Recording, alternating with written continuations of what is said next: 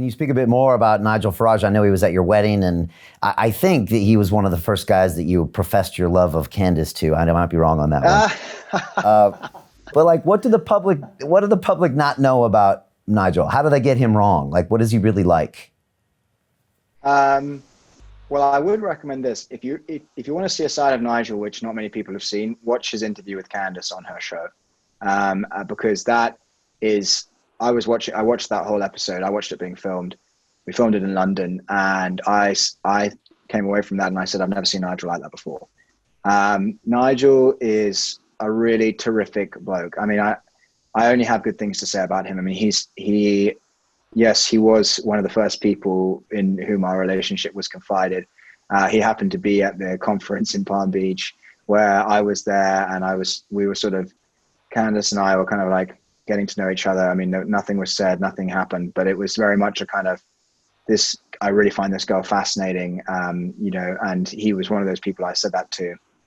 And, he has been, I mean, first of all, he's so much fun. I mean, Nigel is just so much fun. You will really find in him a guy who you can have a good laugh with. I mean, that's one of his best characteristics. He has a sense of humor. I mean, that's one of the best characteristics of being a conservative. I mean, when I do have to, kind of hobnob or associate with liberals, you always find yourself on eggshells because it's so uncomfortable, because you can't say anything. Nigel has no such qualms and is never unafraid to go there. He and I see each other a fair amount.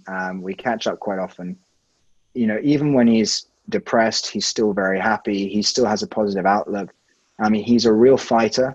I will say that about him. I mean, he never gives up, which is incredible to watch. I mean, even, if you think about, I mean, I often say this about what Nigel's done.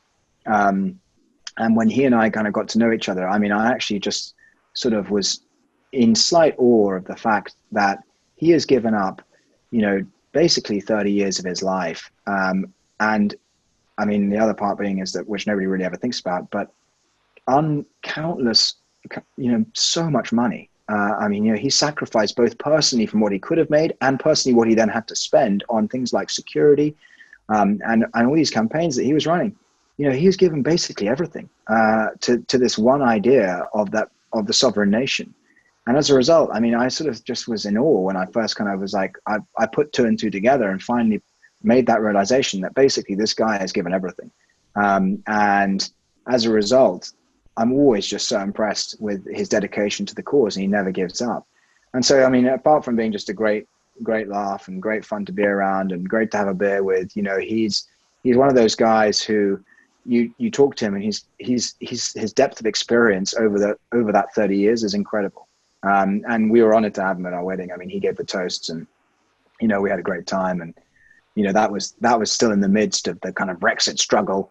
It was last year, just before the, coming into the election, after the Brexit party had obviously completely demolished everyone at the European elections.